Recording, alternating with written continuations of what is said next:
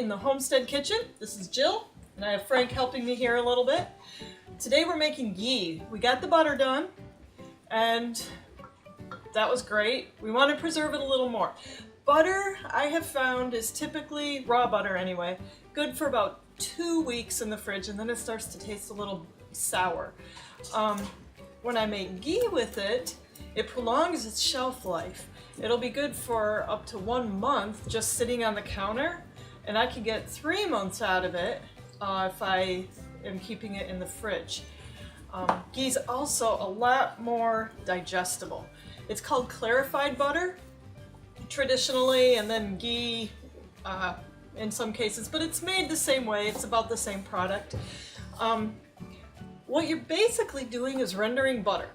So I figured it out by reading a couple books, and then I've rendered lard enough and other fats that as I started the process I realized, oh, all we're doing is separating the proteins, the water, and the fat. As we heat the ghee, the proteins will sink to the bottom, the fat stays in the middle, and the water is going to evaporate off. Because we've pulled the fats out, or the proteins rather, excuse me, because we've pulled the proteins out, it makes the fat more digestible.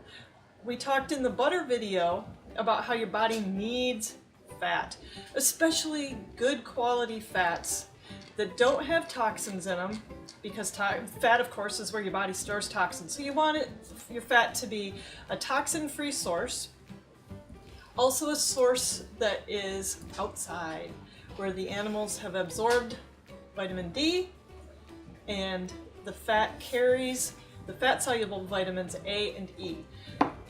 Butter, of course, raw butter from grass-fed cows will do that. So you're gonna concentrate that in your ghee, as well as make it easier for your body to assimilate them, because it's easier to digest without those proteins. Ghee does have a little different flavor and texture, so it might require an acquired taste. It might not work for all applications. I have one child that refuses to touch it, but that's it still makes it better for him if he would eat it.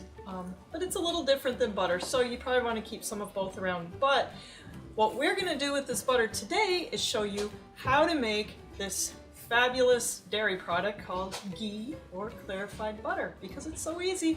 You can easily do it at home and save yourself a few bucks over buying it already made. So we're going to head over to the stove and get this process started. Alright, so here's our butter. I heated up this pan just a little bit so that it was already warm.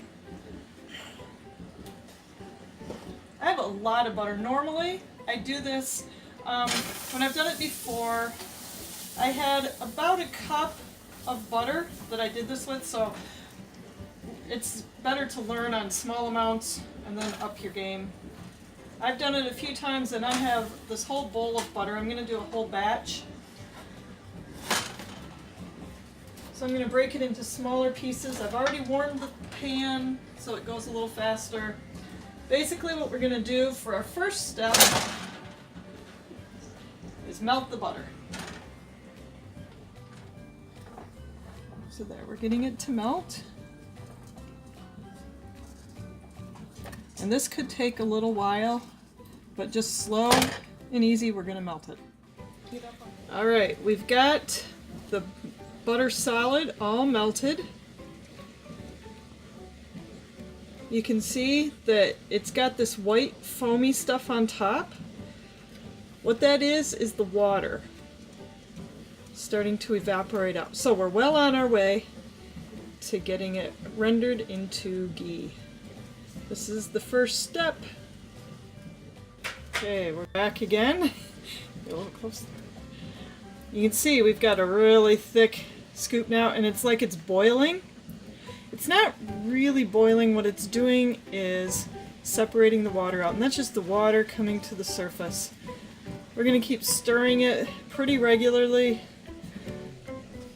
in part to keep the proteins from scorching on the bottom as they settle, which they won't really. It'll take a long time, but we don't want them to do it anyway. And the more we stir, the better the water releases off of the surface. It keeps it from making a seal. Water being the sticky thing that it does, it sticks to itself and will make a seal. So the more we stir, the better it evaporates off.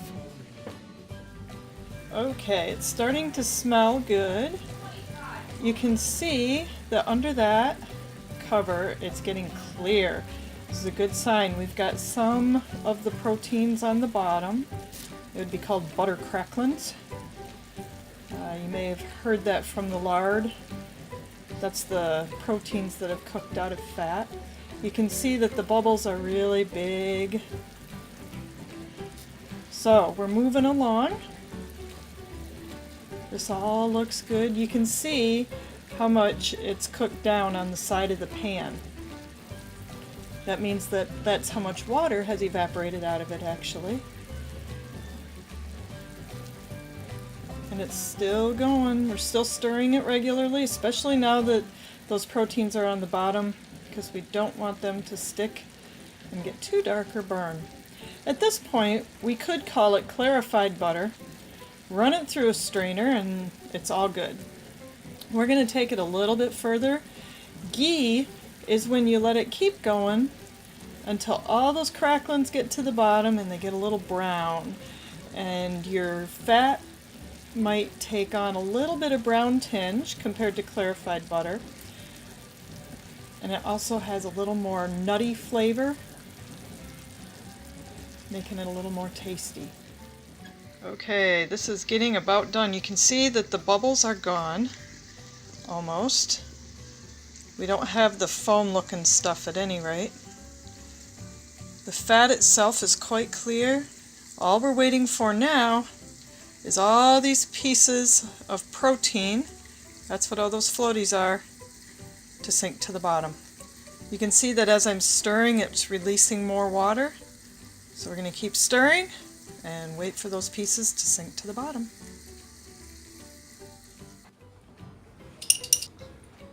Okay, we're back. We've got this just about done. You can see here it's a really dark caramely color. There's almost no of the foam from the water on the top. It's about clear. So we are done and ready to go. How does it smell, Frank? Good. It smells good? Yeah. Okay. I'm going to pour it through this cheesecloth so that we don't get any cracklings in our final product.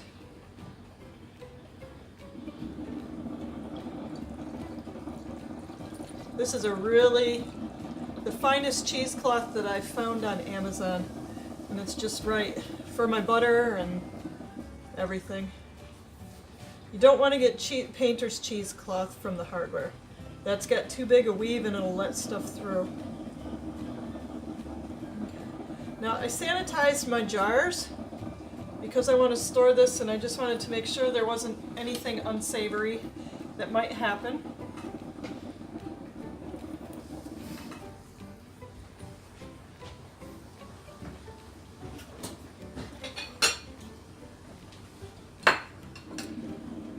Okay, we're almost there. Pour it into the jars. We're going to let it cool on the counter. I'm not going to put a lid on it because as it cools, I don't want to trap any condensation on the top of it. That would be counterproductive. And there we go. I'll do that with all of them. This is a little darker than other batches that I've made, but it smells good. We did test it a little bit ago, and it tasted marvelous. So that is ghee. I'll keep that in the refrigerator. I might even freeze it if I have enough of it. And we'll be all set with this fabulous dairy product. This is Jill in the Homestead Kitchen. Anyone can farm.